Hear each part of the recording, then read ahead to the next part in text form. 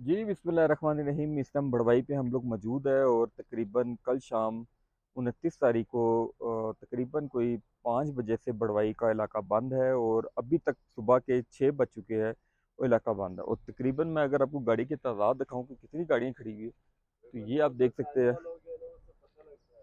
ये सारी गाड़ियाँ खड़ी हुई है जो नारान से आ रही है। और जो दूसरी साइड है अभी कह रहे हैं कि वहाँ पे भी 400 गाड़ियाँ हैं, लेकिन अभी खुलने का कोई चांस नहीं है। स्लाइड हुई है वहाँ पे। सारी रात बारिश हो रही है। ये मौसम देखिए आप, जो मौसम बना हुआ है, तो इसलिए जो नारायण से आने वाले हैं वो थोड़ा एहतियात करे। बड़वाई में अभी रोड बंद है, अभी ना आए, अभी पीछे ही रेस्ट करे, थोड़ा वेट करे। जब ये खुलेगा तो मीडिया में चल जाएगा और इंशाल्लाह ताला हम भी आपको बताएंगे कि रोड ओपन हो चुका है। अभी तक ये बंद है सारा। और ये आपके लिए 30 तारीख की जो है वो नई अपडेट है।